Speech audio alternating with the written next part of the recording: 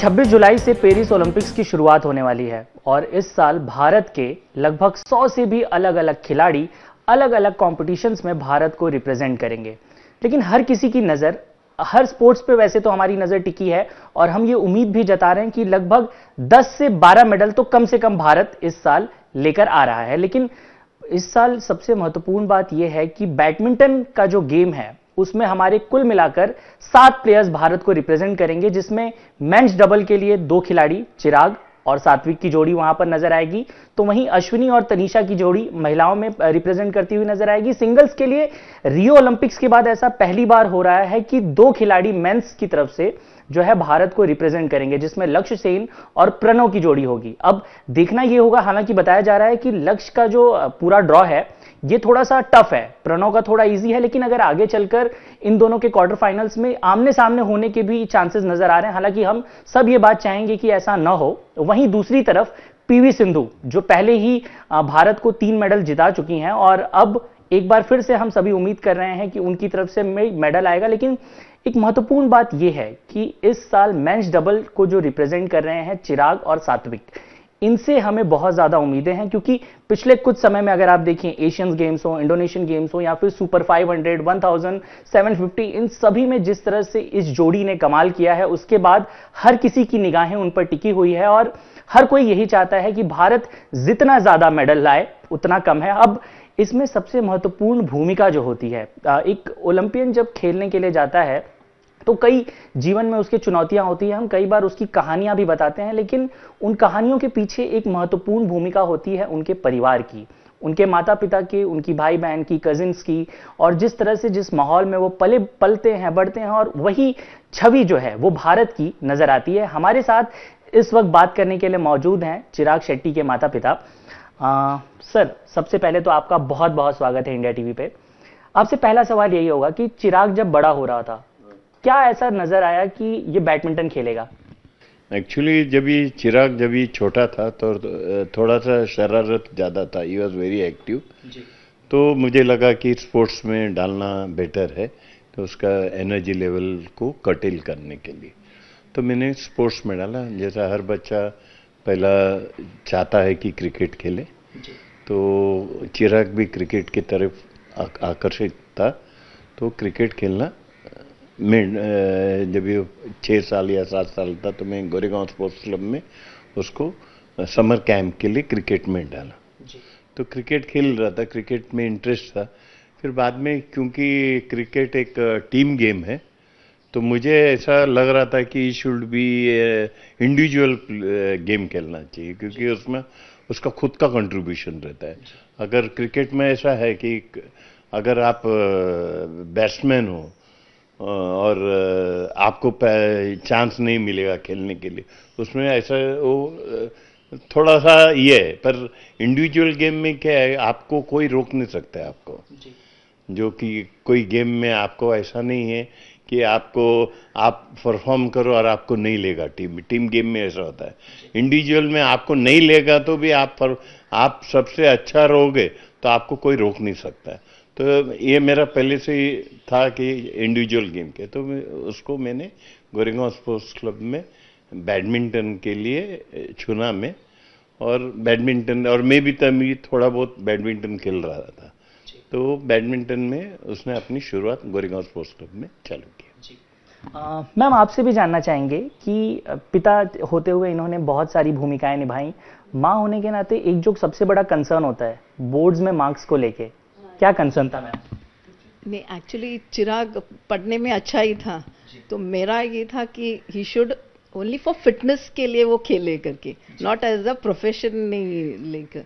मुझे ये था कि वो फिटनेस के लिए खेले एंड नॉट लाइक। मैम, जब आपको पता चला कि अब एज सिर्फ फिटनेस के लिए या फिर उसके लिए नहीं, अब एज अ करियर वो बैडमिंटन को देखने लगे हैं, तब आपकी क्या भूमिका थी, तब आपका क्या रिएक्शन था? मुझे थोड़ा डर लग रहा था कि क्या लाइक आगे जाके you don't know like means after 10th you have to decide कि उसको कॉमर्स लेना है या science. I told him you take science, but he said no I want to play, and उसने कॉमर्स। टिपिकल मदर, साइंस लो। means I was a bit scared about like later on means sports उसमें कुछ ये नहीं है ना like what to say. She's also an MSc graduate and as a मतलब maths तो मैम फिर हम लोग मैं भी इंजीनियर हूँ इन इलेक्ट्रॉनिक्स एंड टेलीकम्युनिकेशन में.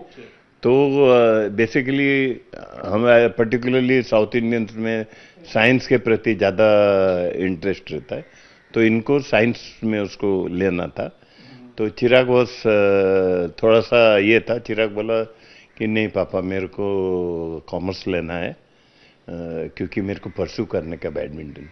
तो उससे पहले मैंने उसको एक जब 9th-10th में था बोर्ड एग्जाम से पहले उसको बताया था, इफ इंडिया में अगर इफ यू आर 1 to 3 तो आप जो आपको चाहिए वो आप करो. कॉमर्स लेना है तो कॉमर्स लो, चलेगा. तो पर देयर वाज ए रेस्ट्रिक्शन कि 1 to 3 होना चाहिए. जब ही वो वाज एक्चुअली 1 to 3 था, वो नेशनल चैंपियन ऑलरेडी था and he was 1 to only. तो फिर मुझे भी लगा क्योंकि ही सो फोकस्ड, तो हमारे हाथ में नहीं था कि उसको साइंस है. तो मैंने बोला ठीक है तो कॉमर्स लेकर के, तो उसने कॉमर्स लिया.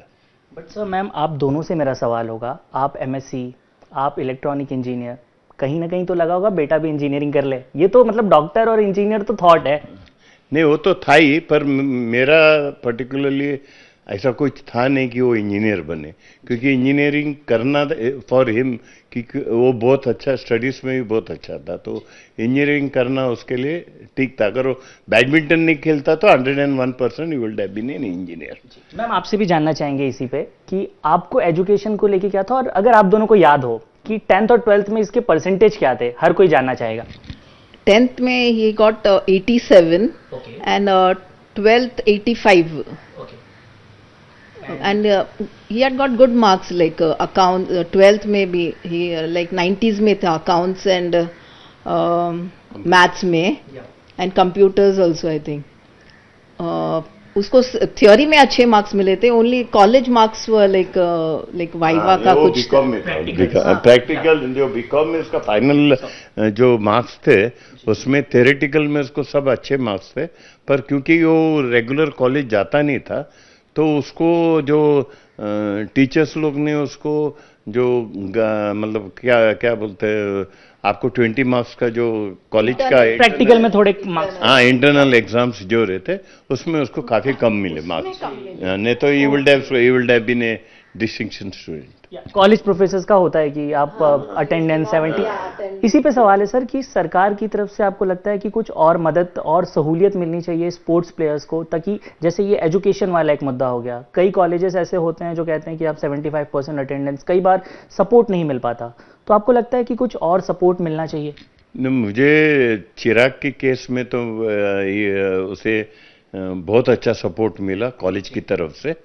एक्चुअली कॉलेज करती है, मेरे को मैं शायद ये नहीं बोलूँगा कि गवर्नमेंट का है, ये इंडिविजुअल कॉलेज का रहता है.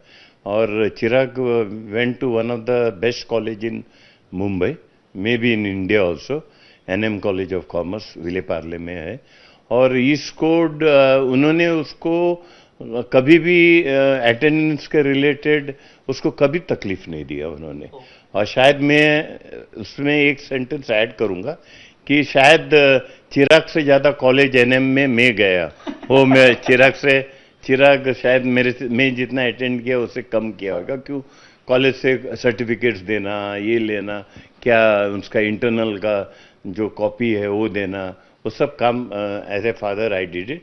तो मुझे लगता है कि उससे ज़्यादा अटेंडेंस. सर इंजीनियरिंग के बाद मतलब बीकॉम भी कर लिया आपने? हाँ लगभग मैं पढ़ा नहीं, पर मैं जो रिलेटेड डॉक्यूमेंट्स जैसे उसका इंटरनल था करता वही था, मैं नहीं करता था, वही करता था. पर वो करके मुझे भेज देता था मेल में या कुछ, तो मैं प्रिंट आउट निकाल के उधर कॉलेज में भेज दिया करता था. अच्छा मैम, मुंबई की एक खास बात है कि जो बच्चे खेलने जाते हैं उनके खान पान को लेके जो हमारा कल्चर है मुंबई का खास तौर पे, कि एक हेक्टिक कल्चर है, हम दौड़ते रहते हैं, भागते रहते हैं. ऐसे में खान पान को लेके हमने देखा है चिराग बहुत ज़्यादा फिट है, और जिस तरह से हम देख रहे हैं और जिस तरह से वो खेल रहा है, क्या आपकी क्या भूमिका है खान पान को लेकर? कैसे आपने जो है घर में कोई मेन्यू वगैरह या कुछ वैसे? नहीं, नथिंग लाइक दैट। जो नॉर्मल अपना खाना, सब्जी रोटी, मोस्टली घर का खाना ही उसको मैं बोलती थी खाओ करके, बाहर का जितना कम हो सके उतना। लाइक जब भी वो इधर रहता है तो I try to make what he likes, घर का ही खाना खिलाते हैं हम लोग ज्यादा उसको। बट बाहर रहता है तो no option, he has to eat outside food. मैं ऐड करना चाहूँगा कि जितना भी वो बड़ा टूर्नामेंट्स के लिए जब भी जाते हैं तो हम लोग एक 7-8 दिन उससे पहले जाते थे। एशियन चैंपियनशिप में हम लोग पहले गए थे, एज ए फैमिली गए थे, तो हम लोग उधर सर्विस अपार्टमेंट में रहते थे और सुजाता उसको घर का खाना खिलाता था। अब इस टाइम भी ओलंपिक्स में हम लोग करीबन 15 दिन हैदराबाद में थे और उसको सी ऑफ करने के बाद एयरपोर्ट के बाद ही हम लोग मुंबई आए।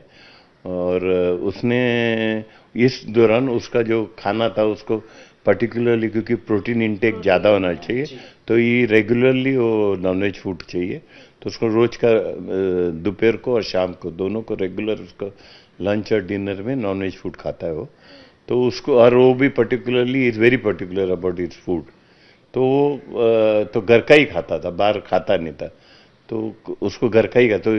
और एज ए फैमिली हम लोग सब थे साथ में उसके, तो he was in A happy mode. तो वो चीज करने के लिए हमेशा हम लोग फॉलो करते हैं कि जब भी वो टूर्नामेंट में जाता है तो कोई ना कोई जाता है। Particular Asian games, Thomas cup और ऐसी टूर्नामेंट में she also comes with me उसके साथ रहने के लिए। बट जैसा बाकी का जो भी जब भी वो यहाँ से फ्लाई होता है तो मैं कोशिश करता था कि अगर शी डजंट कम, हर उसका टूर्नामेंट से पहले जब भी वो बाहर जाता था तो I used to go and stay with him for 3-4 days. Sir, हमारे देश को इस वक्त चिराग और सात्विक की जोड़ी से बहुत ज़्यादा उम्मीदें हैं। बॉन्डिंग के बारे में क्या कहेंगे? किस तरह से बॉन्ड हो रहा है इन दोनों का? फिलहाल जिस तरह से इनका गेम है, पिछले 14-15 टूर्नामेंट जिस तरह से उन्होंने खेले हैं, ये काबिले तारीफ हैं। इनकी बॉन्डिंग और ये पूरी हिस्ट्री, हमने कोच वगैरह का भी देखा कि किस तरह से कोच ने सजेस्ट किया। तो आप क्या कहना चाहेंगे चिराग सात्विक की जोड़ी को लेकर? एक्चुअली उसमें पर्टिकुलरली डबल्स में जो मेरा अंदाज है, इन दोनों केस में डबल्स एक अलग गेम है। चिराग हमेशा बोलता है कि वो इट्स नॉट कि खाली आपको वो गेम के ऊपर, गेम के बाहर भी है ना, वो भी इम्पोर्टेंट है। So they respect each other very, बहुत अच्छी तरह से रिस्पेक्ट करते हैं। Chirag respect Satwik and Satwik respect Chirag. तो ये एक्चुअली उनको बाहर का जो दोस्ती है वो गेम में भी दिखने मिलता है और वो उनका अंडरस्टैंडिंग बहुत अच्छा है। तो मुझे लगता है कि डबल्स के लिए जो रिक्वायरमेंट है वो फुल इन दोनों का इसमें दोनों फुलफिल कर रहे हैं, क्योंकि कहीं ना कहीं कोऑर्डिनेशन का गेम है। मैम, आपसे भी यही जानना चाहेंगे कि सात्विक चिराग की जोड़ी जिस तरह से प्रदर्शन कर रही है, क्या कहना चाहेंगे आप? सर, आपसे जानना चाहेंगे, इसलिए ज़्यादातर सवाल हमारे आपसे हैं। आप मुझे ये बताइए कि कोच को लेकर फिलहाल जिस तरह से उदय सर ने बताया, वहाँ थे, उसके बाद हैदराबाद वो गए, तो ये पूरी की पूरी जो प्रक्रिया रही वो किस तरह से आगे बढ़ी और फिलहाल आगे ओलंपिक्स के बाद की क्या प्लानिंग होगी? नहीं, चिराग जूनियर में एमआर अर्जुन करके एक डबल्स प्लेयर थे कोची के, उनके साथ खेलता था। फिर जैसे ही सीनियर में आया तो तब तक इंटरनेशनल कोच करके कोई था नहीं, सेपरेट कोच नहीं था डबल्स के लिए। तो फिर बीआई ने और इंडियन गवर्नमेंट ने ये करके उन्होंने कोई मलेशियन कोच को अपॉइंट किया, टैन करके अप्रोच किया। उन्होंने डिसाइड किया कि चिराग और सात्विक की जोड़ी अच्छी बेहतरीन रहेगा, पर इनिशियल कई टूर्नामेंट में उनका परफॉर्मेंस अच्छा नहीं रहा। मुझे लगता है कि कंटिन्यूस 5 इंटरनेशनल टूर्नामेंट में उन लोग फर्स्ट राउंड में आउट हुए। तो फिर उनका कोच ने, क्योंकि दोनों है ना स्मैशर थे पहले, दोनों हिट बहुत अच्छा करते हैं स्मैश, चिराग भी और सात्विक भी। पर सात्विक का स्मैश ज़्यादा इफेक्टिव था और चिराग भी उसका पार्टनर के साथ अच्छा था। तो फिर उसने, कोच ने देखा ये दोनों हिट करते हैं तो इंटरनेशनल स्टैंडर्ड के लिए दोनों प्लेयर अच्छे हैं। तो फिर बाद में दोनों पीछे खेलते थे, आगे जाने को कोई तैयार नहीं था स्टार्टिंग में, ऐसा था। तो इसके लिए उन लोग स्टार्टिंग में अपने अपनी जगह पे खेलते थे, तो कोऑर्डिनेशन अच्छा नहीं था। और फिर बाद में लेटर ऑन कोच ने उनको बोला तो कि टैन सर जो थे उन्होंने बोला कि अभी ऐसा करो कि आपको एटलीस्ट एक मील साथ में खाना जरूरी है। और आप तो फिर बाद में उन्होंने सर फिर उनका जो प्रोसेस देख के उन्होंने बोला कि तुम लोग इंटरनेशनल प्लेयर अच्छे बन जाओगे अगर तुम लोग खेला। तो उनको फिर बाद में थोड़ा सा समझ आई उनको, फिर बाद में खाना एक साथ खाने का एक बार, क्योंकि वो आंध्रा का था और चिराग मुंबई का था और बॉम्बे का था, तो उनका कल्चरल डिफरेंस भी काफ़ी था। वो तेलुगु में बात करता था, चिराग इंग्लिश हिंदी में बात करता था, तो उन लोगों का गेम में भी वो फर्क पड़ता था, क्योंकि उसका जो जूनियर पार्टनर था कृष्ण प्रसाद करके था, वो आंध्र का ही था। तो उन लोग का जब भी खेलते थे तो उनका बात करने का तरीका भी तेलुगु में ही था। अभी चिराग के साथ वो तेलुगु में बात करेगा तो चिराग को कुछ समझेगा नहीं, तो इसके लिए वो कोऑर्डिनेशन पहला नहीं होता था। तब फिर बाद में लेटर ऑन उन्होंने जैसे खाना चालू किए, फिर बाद में एक मेक का उन लोग को मालूम पड़ा, क्योंकि पहले इन लोग दोनों आपस में कॉम्पिटिटर थे जूनियर में, दोनों फाइनल में रेगुलर मिलते थे। हालांकि उन लोग कभी जीते नहीं, चिराग लोग ही जीता, पर इट वाज ऑल क्लोज। मतलब मैचेस कभी भी ऐसा लास्ट गेम 22-20 या 21-19 ऐसा जीतते थे चिराग लोग। तो वो भी कंपटीशन था सात्विक के लिए, तो वो भी इश्यू थे। तो वो रेगुलरली विद उनका फ्रेंडशिप हो गया, फिर साथ में खाना खाने के बाद then they become like brothers. तो कि सर कोच ने कंपटीशन को कोऑर्डिनेशन में बदल दिया। हाँ, ये पूरा श्रेय मुझे लगता है कि वो टैंसर को जो कोच थे उनका बदल होते दोनों हुए। और बाद में रिलेशन अभी इतना अच्छा रिलेशन है, they are like brothers, like Satwik always calls him as Chirag भाई। तो then it makes a lot of difference कि आप इतना रिस्पेक्ट करते हो एक मेक को, पार्टनर्स को, तो वो गेम में भी नजर आता है। तो इसके लिए तो अभी कोऑर्डिनेशन का कुछ इश्यू नहीं है, वो दोनों का पर्सनल लेवल पे ये हुआ, बॉन्डिंग अच्छी। सर इसी पे मेरा आपसे एक और सवाल होगा कि कई बार हमारे देश में आज भी ये धारणाएं हैं कि बच्चों को पढ़ना चाहिए, खेलने को लेकर जो एक ये है कि एक टैबू बन गया है लोगों के दिमाग में कि खेलने से बच्चा खराब ही होगा, कुछ ये नहीं अनलेस एंड अनटिल, क्योंकि इसमें कंपटीशन बहुत ज़्यादा हमें देखने को मिलता है। कहाँ आप कोई भी स्पोर्ट्स उठाकर देख लीजिए, इसमें 2-1 मतलब इसमें जो सक्सेस रेशियो है वो बहुत कम होता है। और क्या यही एक कारण है कि पेरेंट्स आज भी बच्चे को स्पोर्ट्स में नहीं डालना चाहते? मुझे तो लगता है एक्चुअली स्पोर्ट्स में डालना ही चाहिए, हर बच्चा खेलना चाहिए। Education is a different factor and sports is a different factor. मुझे लगता है कि जब भी आप और एजुकेशन इज ए मस्ट। मैं ये नहीं कहूँगा, जैसा कि मैं बहुत से बच्चे लोग को देखता हूँ, उन लोग स्पोर्ट्स खेलते हैं, एजुकेशन की तरफ ज़्यादा इंक्लाइंड नहीं होते। तो मेरा सोचने का ये है कि आप जब भी स्कूल में बच्चा है तो स्पोर्ट्स भी खेलेगा और एजुकेशन भी करेगा, तभी स्पोर्ट्स को आप परसेंटेज ज़्यादा दो और एजुकेशन को थोड़ा कम दो। इन द सेंस कि जैसे स्कूल जाता है तो स्कूल से परमिशन नहीं मिलेगा, तो फिर उसको ट्यूशन में नहीं भेज सकते। ट्यूशन हम लोग, चिराग और मेरी बेटी भी नेशनल लेवल बैडमिंटन प्लेयर रह चुकी है, तो स्टेट चैंपियन थी। तो मुझे ऐसा लगता है कि स्कूल से स्पेशल परमिशन मिल जाता है कि लेट जा सकते हो या अर्ली जल्दी जाना है वो भी आप जा सकते हो, वो सब परमिशन था, स्कूल से बहुत कोऑपरेटिव थे। पर मुझे लगता है कि एजुकेशन, तभी में हम लोग एजुकेशन को कम ये देते थे कि क्लास में फर्स्ट सेकंड आए वो इम्पोर्टेंट नहीं था। टॉप 10 में तो आता ही था चिराग एजुकेशन में भी, तो उसको ज़्यादा हम लोग देते, मतलब नहीं क्लास में फर्स्ट आना that was not the criteria, pass हो जाए बहुत है। और स्पोर्ट्स में वो स्टेट चैंपियन, नेशनल चैंपियन बने, वो इम्पोर्टेंट था। 10th में आने के बाद फिर डिसाइड हो गया कि क्या करें। तभी भी यूवर्स, क्योंकि तभी वो नेशनल चैंपियन तभी भी था और वो स्पोर्ट्स के प्रति तभी हम लोग ने लास्ट का 2 महीना शायद 1.5-2 महीना वो फिर स्पोर्ट्स उसने प्रैक्टिस चालू करता था, टूर्नामेंट कोई जाता नहीं था, तभी फुल उसने अपने आप को स्टडीज में डाल दिया। तो इसके लिए उसका परसेंटेज भी अच्छा आ गया and he was good in his studies also.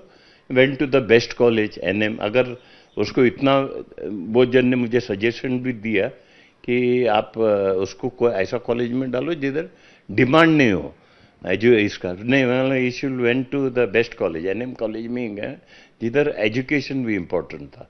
तो इसके लिए हमने डाला उसको एजुकेशन पे, और स्पोर्ट्स भी खेलता था साथ में। फिर बाद में 10th के बाद हमने डिसाइड किया he was doing well in sports, तो education took the back seat.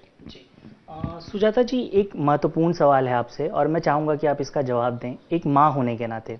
आप देखिए, पूरी दुनिया आपको देख रही है और इस वक्त जिस तरह से चिराग का प्रदर्शन रहा है, आपसे ये जानना चाहेंगी कि क्या एक्सपीरियंस है, क्या भावनाएं होंगी आपकी, और अगर आप चिराग से अभी हमारे जरिए अगर आप कुछ कहना चाहें तो क्या कहेंगी?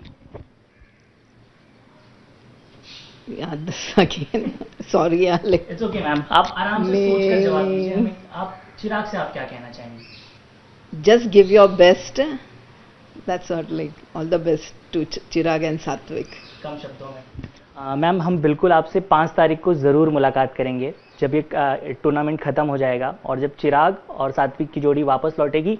हम सभी को इस बात का इंतज़ार है। और सर, आपसे एक और महत्वपूर्ण सवाल होगा, आप दोनों से होगा कि ये जो देश में अभी भी धारणाएं बनी हुई है, लोग सोचते हैं सरकारी नौकरी मिल जाए एक बच्चे को, एक छोटा सा अचीवमेंट हो जाए। क्या लोगों को, अब पेरेंट्स को आप कुछ कहना चाहेंगे, देश के लोगों को कुछ कहना चाहेंगे कि बच्चों को स्पोर्ट्स में कैसे प्रोत्साहित करें? नहीं, मुझे लगता है कि स्पोर्ट्स एक ऐसा चीज़ है जो मैंने मेरा बेटे के थ्रू देखा है या मेरी बेटी के थ्रू भी देखा है।